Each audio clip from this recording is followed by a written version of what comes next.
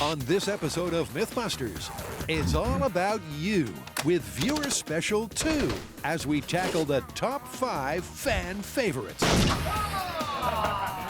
First up, it's a caveman conundrum. I dubbed this J-Man the Barbarian. If you were alive 10,000 years ago, what would be your weapon of choice? Then you asked Cary, Grant, and Tori to find out if a machine gun can fell a tree. I want to make a withdrawal. Next, the boys take a swipe at a baseball myth you wanted in the spotlight. I've put makeup on Adam before. Then Buster and Tori are unleashed to find out if you can slide to safety with your jeans. These guys are here to make sure I don't fall to my death. And finally, it's a cartoon classic. That worked perfectly. Will a road-running trail of leaking gunpowder really blow up Wile E. Coyote style? In 3, 2, 1. Who are the Mythbusters? Smells like science. Adam Savage This is the kind of thing I do on the weekends. and Jamie Hyneman. Bada bing, bada boom. Between them, more than 30 years of special effects experience. It bleeds. Joining them, Tori Belleci, Can we do that again? Grant Imahara, Excellent damn work. and Carrie Byron. Help me, Obi-Wan Kenobi. They don't just tell the myths, they put them to the test.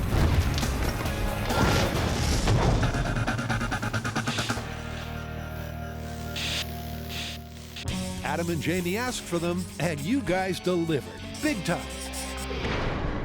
I am so overwhelmed. We have so many responses to our request for ideas from viewers. Yeah, my inbox is stuffed. I think it's safe to say that we have enough here to get started. Right.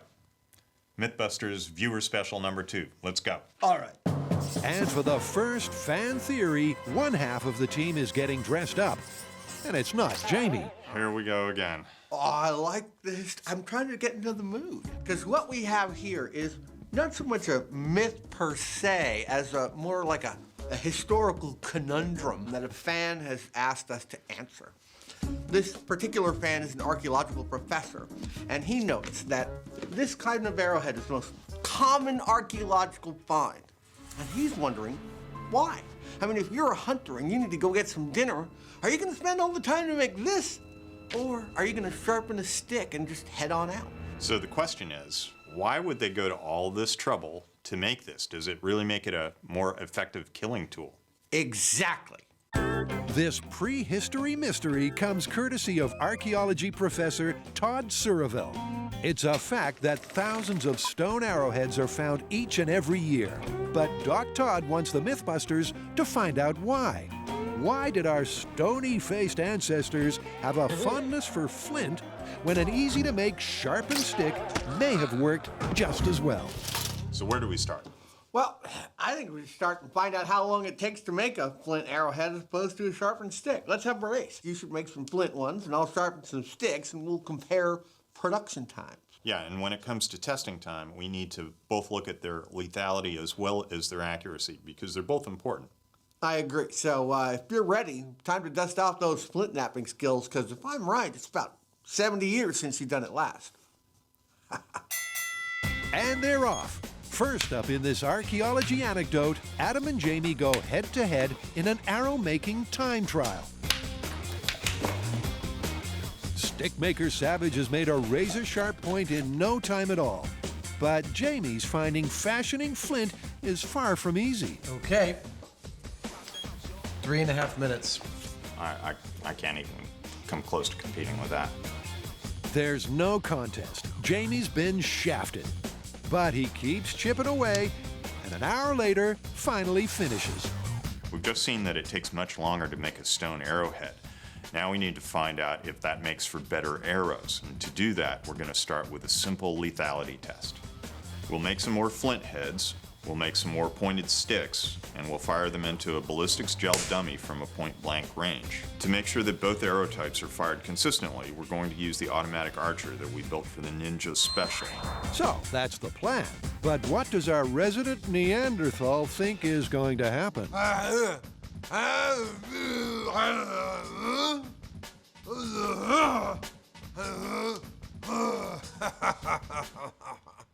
Well said.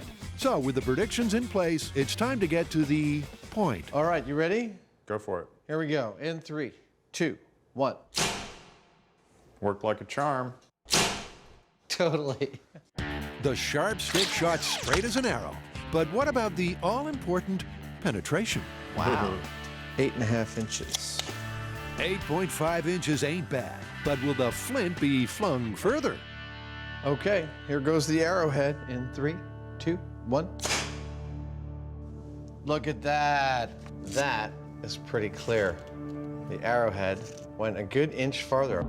There's a glint of flint at the back of the bust and 1 inch more penetration, confirmed by a bunch more tests. But Jamie spotted a problem. The ballistics medium by itself is a good flesh analog, but animals usually have fur and hide and things like that on it. So we're going to run the test again and see whether we get any kind of different results with this on it. Despite the hide slightly hindering both the stick and flint arrows, the results are the same. Actually, they were very close. But is that enough to justify all the effort of making one? This one went in this far, this one went in this far. I mean, you're dead either way. Right. However, you know, if you think about the animals that are being hunted, some of them are quite large, and you want a bigger wound. You want it to bleed out faster. So I think the arrowhead makes quite a difference. I mean, if you look here, yeah, look at that. There's the pointy stick wound. It's just a little hole, and there's the arrowhead wound. It's nice and wide. But Jamie isn't impressed. In his mind, the size of the entry wound isn't the issue. In terms of penetration, it was only about 5% difference, and yet it took 1,000% longer to make this one than this one. So it may not just be about lethality, it might also be about accuracy, and that's what we have to test next. Yep, they're leaving no stone unturned for this myth.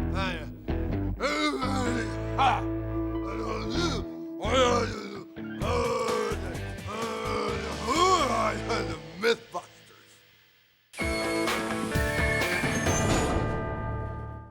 Nope, we haven't made this up. It's a myth straight from the fan side.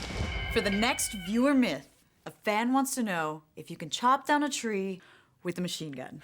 Oh, just like in the movie Predator, where they mow down a chunk of the jungle. Exactly. Oh my gosh, that's funny you should say that, because every time I go hiking in the forest and I'm just like, can I cut that tree down with a machine gun? Perfect. You're gonna find out. Tree lovers, huggers, and hippies beware. Tories all fired up and ready to uproot this myth with some machine gun mayhem.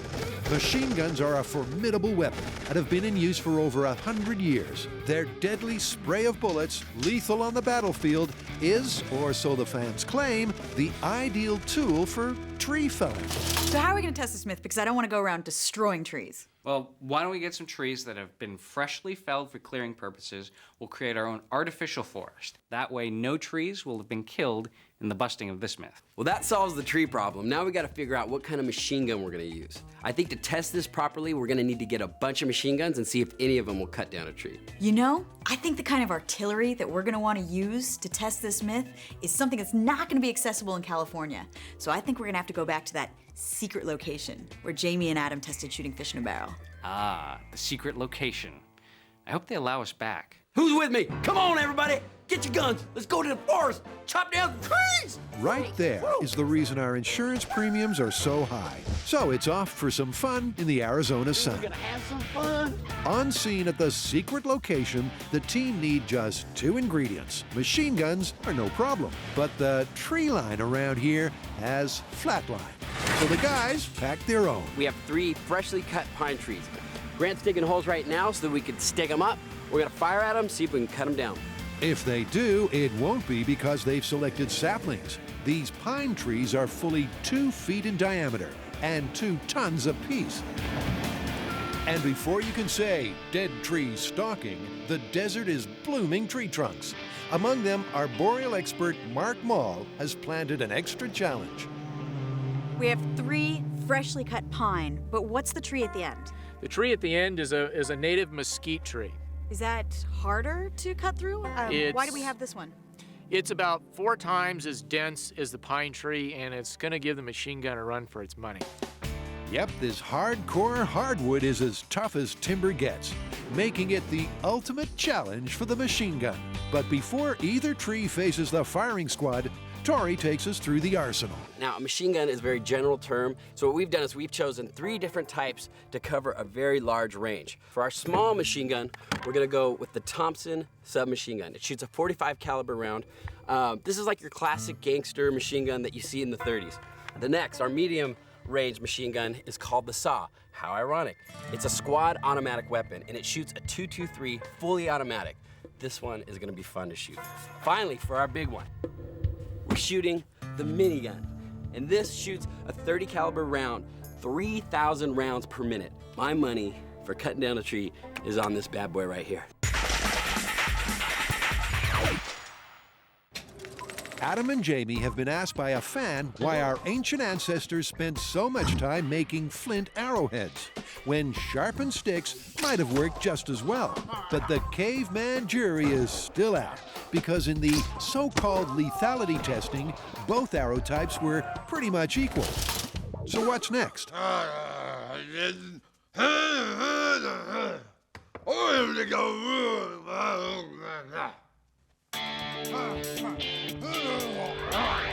The whole point of this exercise is to find out if there's a point to the manufactured point on an ancient arrow. And we have discovered that the projectile point does cause a lot more tissue damage than just a sharpened piece of wood, which, you know, would make your animal bleed out faster and make you be eating dinner sooner. Now the question is one of these more accurate over distance? For that, they set up the Ninja ArrowBot 55 feet from the target. But this time, the target has a tash. Where'd you find that picture? I dubbed this J-Man the Barbarian.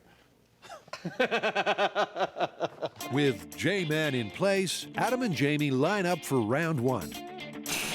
They fire 6 of the stone-tipped arrows in quick succession. Let's go take a look at those. Okay. So far, so good. The arrowheads all hit the target and got very good grouping.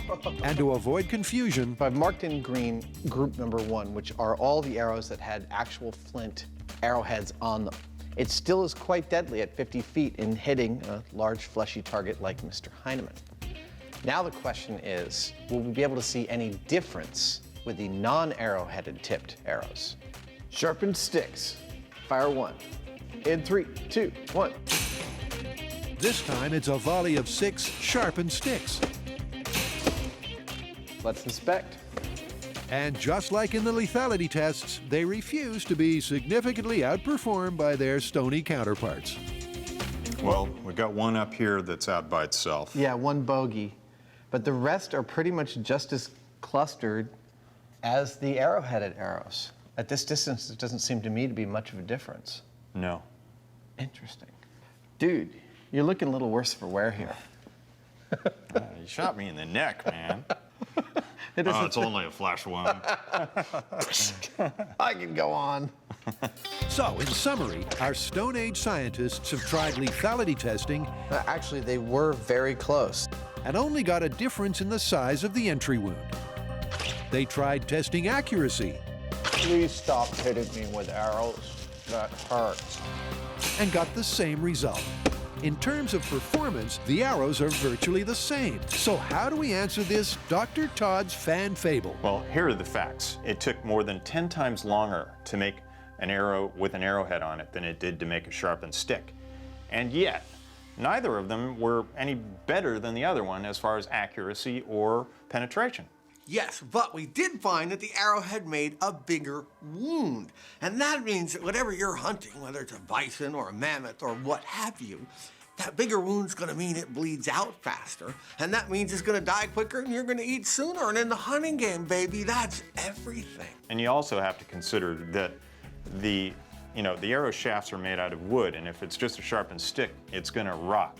And the only thing that would be around for us to look at are these arrowheads. So we don't really know which there were more of. And here's one more argument in favor of ye olde arrowhead, and that is that this is technology. Back in the day, this puppy was caveman bling. And like any technology, you gotta have the latest and the greatest, don't you? Oh yeah, that's what brings on the caveman ladies.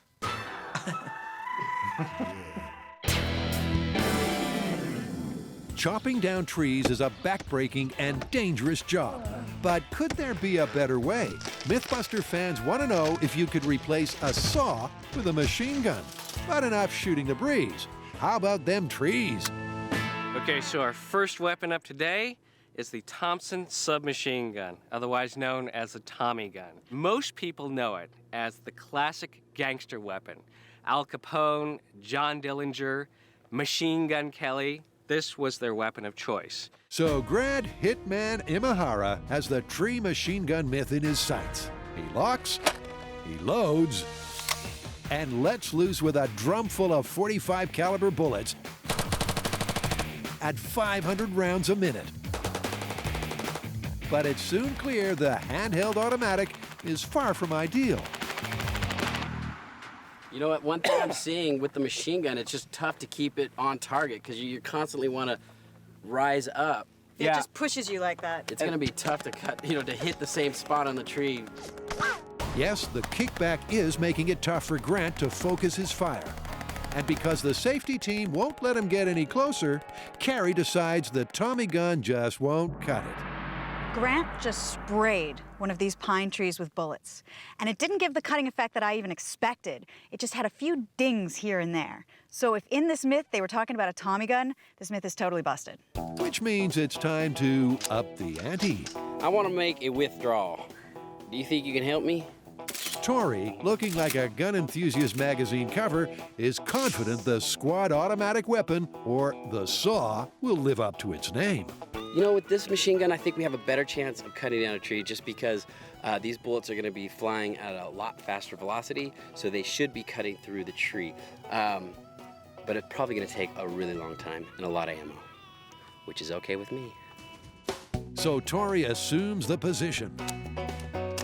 And let's rip. After Grant's experience with a Tommy gun, Tori's using a bipod for increased stability and accuracy. It was great. You had a straight line. Yeah. Tori works away, concentrating his fire in a line across the base of the trunk. But despite unloading over 3 ammo belts into the wood, there's no sign of timber. You got him all right. I don't think it's going down, though. And with one last blast, Tori gives up.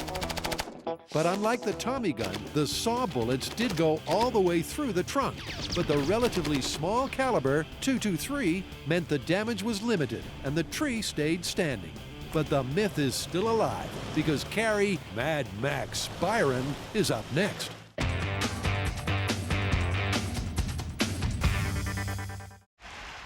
Not so long ago, the team went to the ball game to hit some baseball myths right out of the park. Humid balls, corked bats, sliding into base, and hitting the hide clean off a ball all made the grade. That's the hit!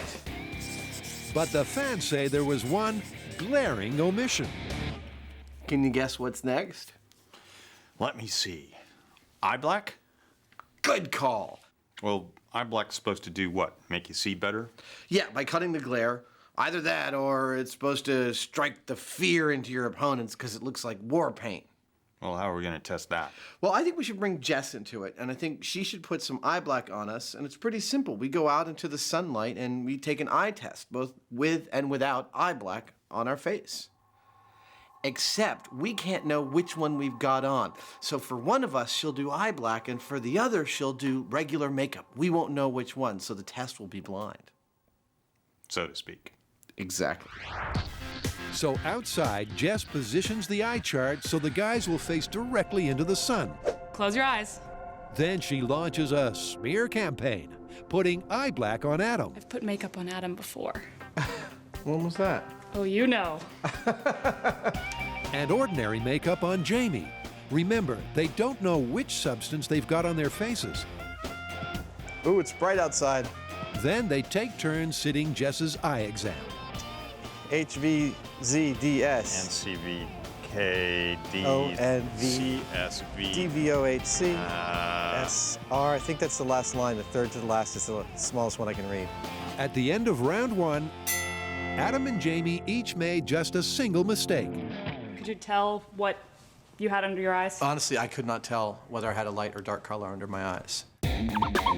They swap stripes and sit the test a second time. CZSHN.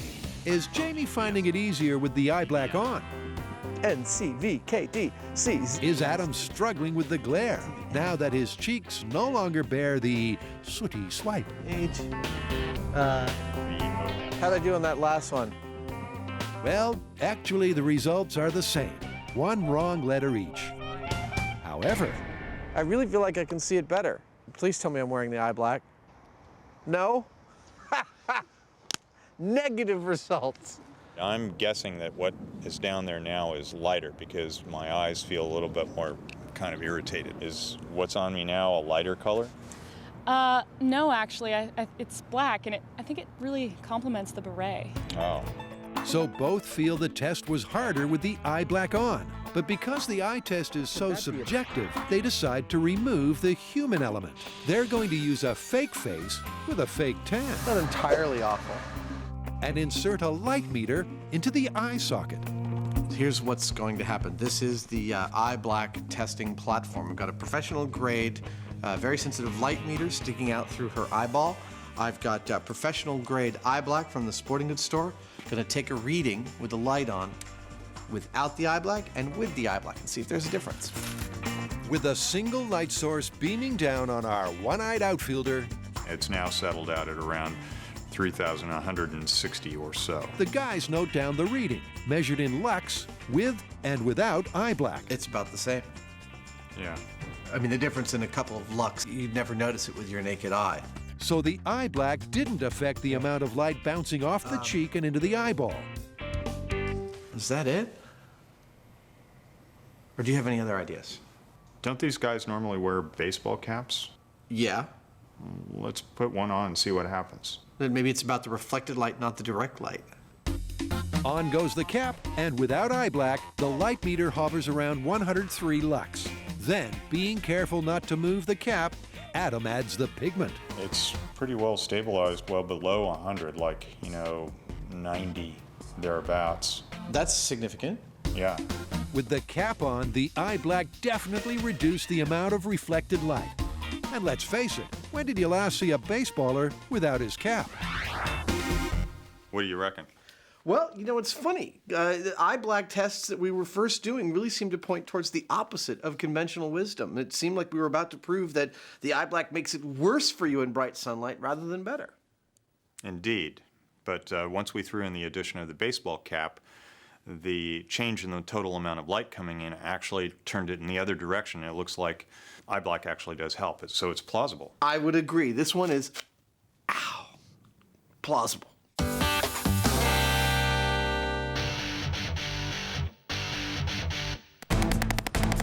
You, yes, you the viewers, want to know, is it possible to fell a tree with a machine gun? So far, Ballistics Balachi and Hitman Imahara have left their wood standing. Well, Grant, I hate to tell you this, but the tree's still standing. But it ain't over till the fat lady sings. And in this case, the fat lady is the Dillon Minigun. Now it's time for the big gun. This is the M134D Gatling gun, otherwise known as the Dillon Minigun. It shoots 30 caliber rounds at 3,000 rounds per minute. 3,000 rounds a minute breaks down to an incredible 50 per second. And whatever it sounds like, it's gonna be a whole lot of fun.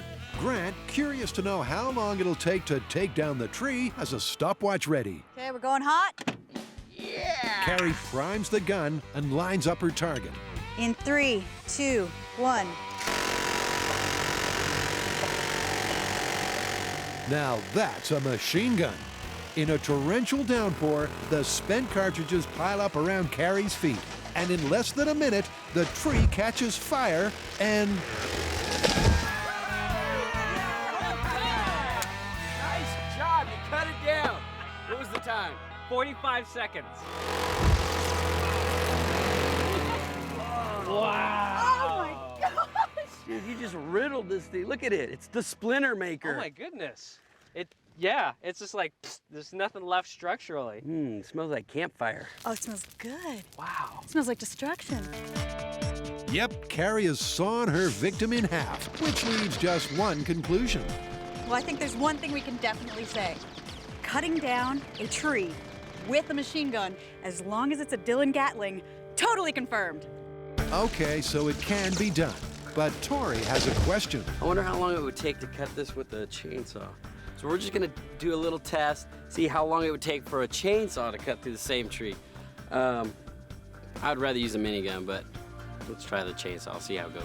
So it's tradition versus the Mythbusters method. And 45 seconds is the time to beat.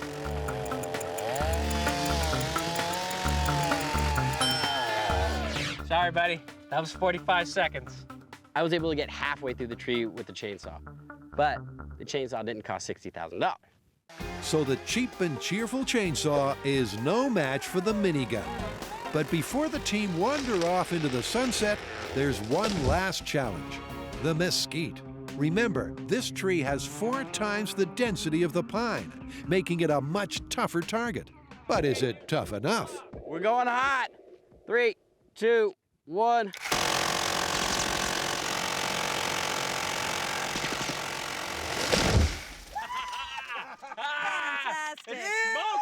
Nice shooting. Oh my God! The minigun is the ultimate tree killer. What was the official time? 1 minute, 8 seconds. A little bit longer than the pine. So, as far as the myth's concerned, even if you have a mesquite tree and you got a Gatling gun, confirmed. Yeah, Oh, yeah. absolutely confirmed. It's confirmed.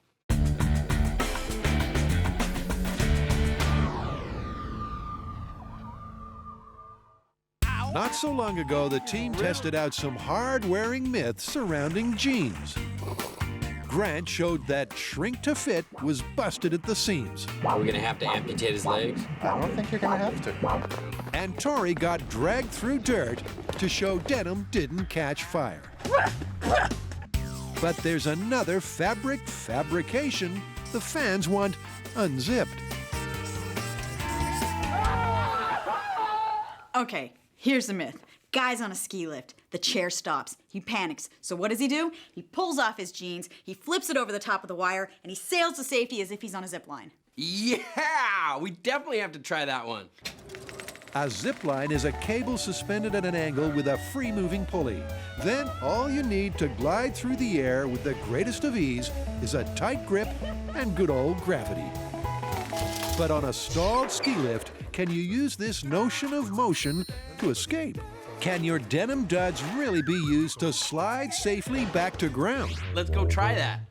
Well, hang on. Before we go hitting ski slopes, let's do a test to see the critical angle at which jeans will slide down the cable. It's a good idea, and we should also first try it out in a very controlled, safe environment. To Tori, a controlled, safe environment is like saying, don't push that button. I'm okay. Here at Trapeze Arts, they've got everything we need, including 75 feet of steel cable similar to the kind used on ski lifts. So we're starting out at a fairly shallow angle of probably 5 or 10 degrees. But in order to get a really accurate measurement of what the true angle is, we have this. It's a little magnetic base angle finder. Next is a question we're all dying to know the answer to. What's Tori's technique? I'm gonna wrap one pant leg around my wrist, toss the other one over the cable, and then wrap this one around my other wrist. And then I'm gonna jump out and slide down the cable. Piece of cake. All right, here we go. Come on, dude. Like your life depends on it. 3, 2, 1. Whoa. Your legs. I hear the pants ripping. Nice landing. Yeah. So, in a real-life jeans escape, on a ski lift cable at an angle of 10 degrees, you simply wouldn't slide. I kind of tried to move a little bit while I was on the cable, and I could hear stitches snapping. A sound you don't want to hear when there's only that stitch between you and a plummet to death. So what the guys need is more angle on Tori's dangle. Now we've increased our angle to 20 degrees. double what the first test had. So with the cable at the maximum incline possible on this rig, will Tori slide or stick? All right, 20-degree angle, new pair of jeans. In 3, 2, 1.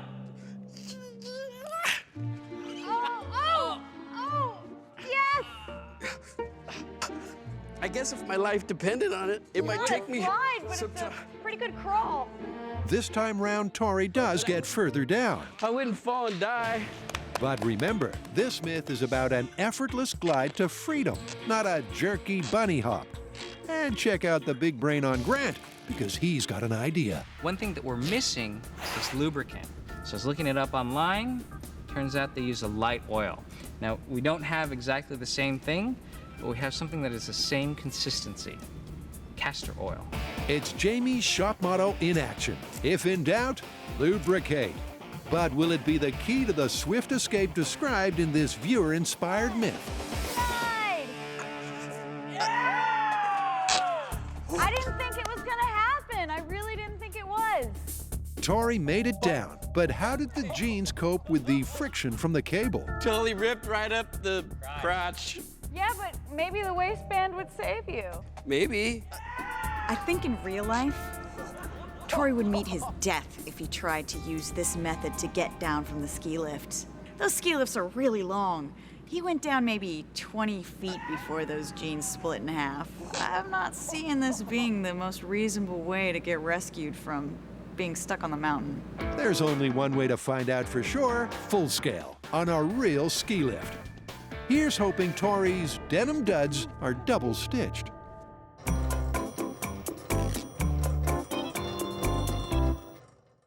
And now for something completely different. Starting with a flashback. In the tale of the Trailblazers, It's time to burn for science. Adam and Jamie released their inner pyro. Oh, camera, let's put it out. First, they proved that a fire trail couldn't catch up. Don't let your guard down yet. And then blow up a car's gas tank. No explosion. Then they wrestled with the idea that you can outrun a trail of gunpowder. Oh, it's still going. They sure had a blast. But according to fans, there's one thing they forgot to test. What did we forget in Trailblazers? That was a stunning episode. Well, it's a cartoon thing. Let me set the scenario. You've got a keg of gunpowder. It's got a hole in it. It's leaking. You're walking along, leaving a trail of gunpowder. Somebody sneaks up behind, lights the trail. It catches up with you, blows up the keg, and you get all toasty like they do in the cartoons. I love it. Let's do it. Okay. It's a cartoon caper the guys just can't resist. Our animated hero is carrying a powder keg, but unbeknownst to him, it's got a leak. The sneaky villain takes advantage. The sparks travel up the falling powder, and our hero is barbecued cartoon style. To test this fun fable, they'll need a robot. An armored remote control robot with a leaking powder keg attachment. We need a powder delivery system that's safe, so I've decided to use Sparky here. His hat goes like so. This is made from an electric wheelchair base. It's radio controlled, computerized, can do anything that I want. But so that I don't destroy it, I'm gonna build an armor cover for it, just out of steel, and hopefully Sparky won't go away when the gunpowder does.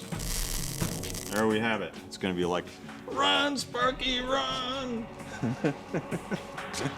With Sparky dressed to kill, it's time to get this myth up and running. Starting, of course, with some bench tests. Well, the main question I want to answer here is really a melding of cartoon and human physics. If a person is carrying a barrel full of black powder with a leak in it, can the black powder leaking out of that barrel leave a line contiguous enough to ignite? That's the question. And after laying down a moving trail, it's time to fire up an answer. Firing in 3, 2, 1. There you go. That's fine. I think that's good. Yes, the trail was continuous enough to let the flame burn along its length. So what's next? Now I feel like I know it would travel along the line, but I want to know if it will climb that line up into the keg. So I'd like to walk down halfway down the line, same as I did before, but park it, get out, light it, and see if it blows up the cone.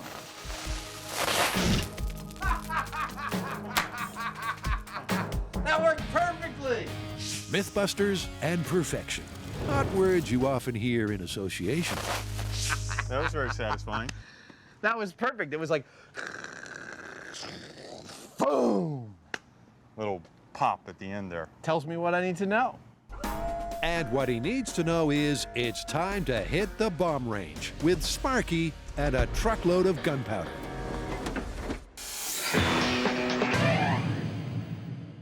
If you're stuck on a stalled ski lift, is it possible to use your jeans to zip line down to terra firma? Practicing this alpine escape on a circus high wire, Tori glided to the ground. Now, to test this on a real mountain, but before leaving, a mysterious package has arrived at M7. I have a surprise for you. A dead body! This is not a coffin. Oh. This is the new Buster. No way. Oh, thank God. I'm so sick of putting him back together. Oh, that's cute. How cute is that? They That's gave him coveralls with Buster's name on it. Aw. Buster now. That's adorable. Let's take a moment to salute our former Buster's dedication, Come on, Buster! tireless work ethic, and positive attitude. Dang, he hit hard.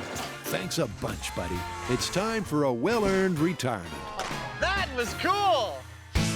Being a former crash test dummy, Buster 2.0 is a well-qualified replacement, so he's being put straight to work.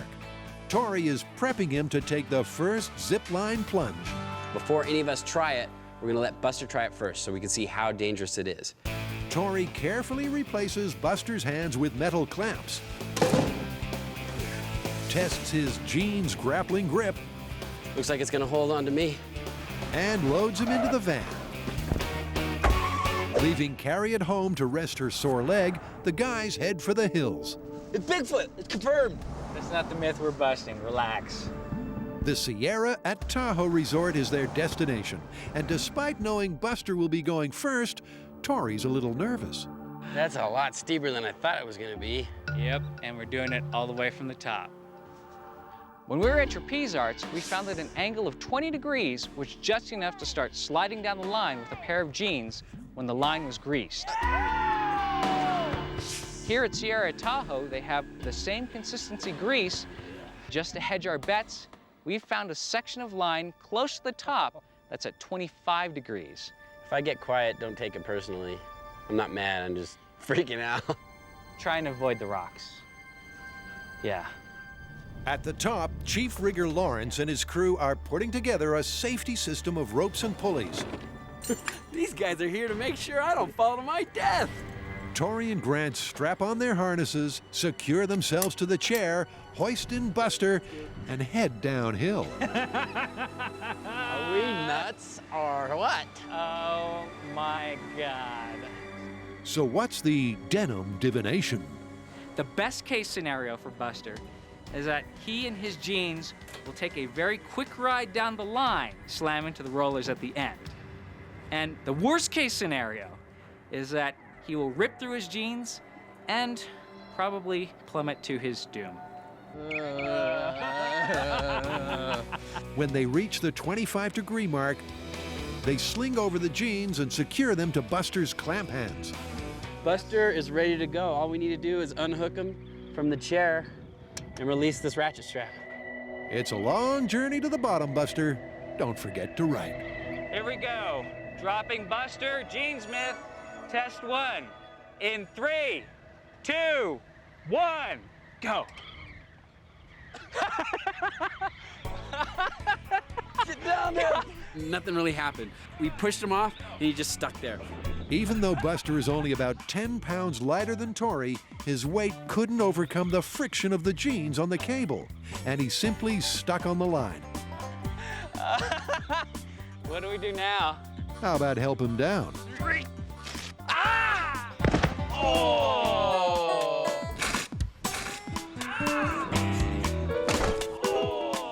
Although Buster never lost his grip, he's a bit of a dummy, and couldn't follow Tori's lead in creating his own momentum.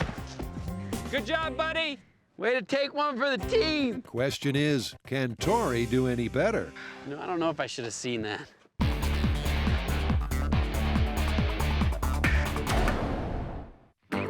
The fans have a theory that if you pull off your jeans, you can pull off a daring denim escape. But Tori and Grant found that if you try to fly down a ski lift cable by the seat of your pants, the friction can fix you in place. Go. But they may have a way to fight it. Buster is only a dummy. He can't move himself along.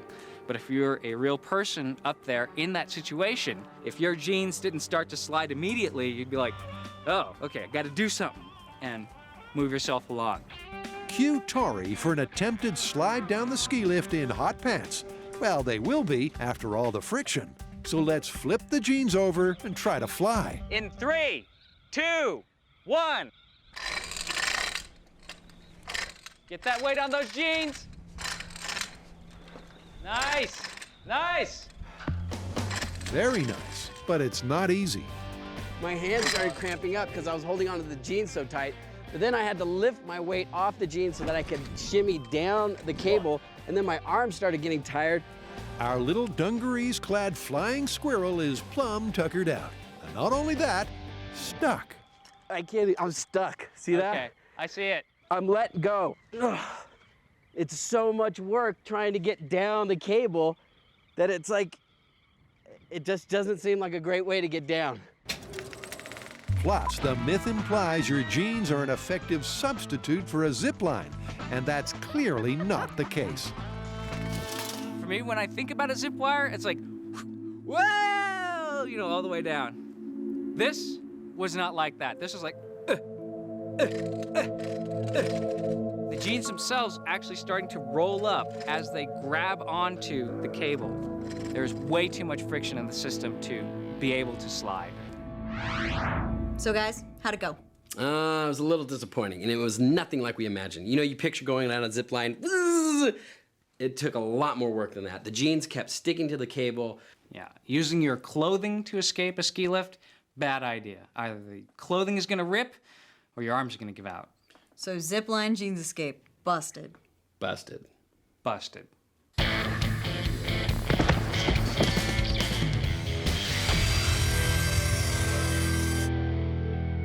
Jamie and Adam are tackling a tall tale of cartoon physics. Can a leaking trail of burning gunpowder catch up and blow up the moving powder keg? To find out, our animated duo are back at the Alameda Bomb Disposal Range. We've come back to the bomb range. We're going to do the same setup as we did before. Plywood laid down for the gunpowder to go on, except this time the difference is Sparky will be going full tilt with gunpowder leaking from his barrel. The question we wanted to answer is, will the lit trail catch up with him? It's the viewer special. The fans asked for it, and that's what we're going to deliver. And speaking of Sparky, he's just raring to go. Sparky is radio controlled. I'm going to be down that way, looking straight down the line that Sparky's going to be traveling. And when we're all set and good to go, we're going to pull the plug out of the barrel, out comes the powder, off goes Sparky, and hopefully I can keep him ahead of the powder, because if I don't, he's blowing up. Jamie's making it all sound so easy, but Adam's not convinced. This is tough because this is not a myth where we're working from an actual case that we've read about or a story someone's told us. This is like cartoon physics. So, of course, we're going to run into trouble between cartoon physics view of the world and the real world. And in the real world, we've got an outdoor thing. It's the only place we can do this experiment with black powder. And of course, outdoors, there's going to be a breeze. With a tumbling trail of powder vulnerable to the wind, the guys carry out the final prep with one eye on the weather. Sparky's barrel is loaded with 2 pounds of gunpowder, and Adam rigs a remote ignition system to spark the powder trail to life. There you go. This is it. Jamie's ready with Sparky's remote controls. I'm on. So Adam pulls the plug on the powder keg, but there's a problem. Okay, it's not leaking. I'm going to make it leak, okay? Okay, standing by. With the gunpowder failing to fall out, Adam employs powder delivery device number 2. And with that sorted, it's take 2. Okay, go. Jamie directs Sparky along the track, trailing his deadly trail. Then Adam lights her up. In 3, 2, 1. But Oh! there's another problem. The sparks caught up with Sparky, but didn't travel up the falling powder and into the keg. Adam and Jamie's solution is to drill a larger hole for a more substantial leak. I'm on. But once again, our Big Bang junkies don't get no satisfaction. It didn't go. That sucker just wants to clog. Yep, despite several more attempts, either the powder doesn't want to fall freely or stay lit all the way to the intended target. Wait. And although Adam's annoyed, he's adamant they can get this right. I don't think this is disproving the myth or saying that it's not possible. I don't think we're hitting our mark, and I'm not ready to call it until I feel like we have. What Adam and Jamie need is an ingenious last-minute plan to keep the powder flowing freely. The only thing I can think to do is put a shaker on it. And the only shaker I have is right here. That's really a shame to make this go away, but It's a nice drill.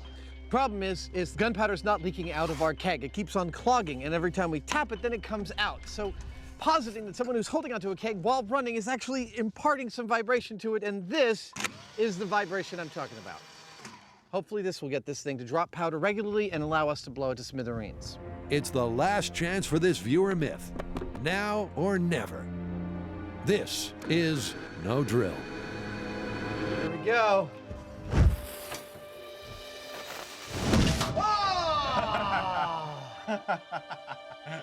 Yeah. That worked. Well, Sparky looks like let me see if he's still alive. Success! The gunpowder trail worked. It caught up, it traveled up the leak, and it exploded the barrel. And what's more, Sparky and the drill have survived intact. Yay! Sparky survived, but this isn't about Sparky. This is about what if you were carrying that barrel. And I'm here to tell you, you'd be dead. Even though these explosions were incredibly small, they were some of my favorite ones we've ever done on the show. Something about seeing the line of the fuse going towards the barrel of explosive stuff satisfies me on a deep 5-year-old level. A favorite explosion and a viewer myth confirmed. All in all, a good day's work. Oh, there, boy. Okay, I can do some formation work if you'd like to.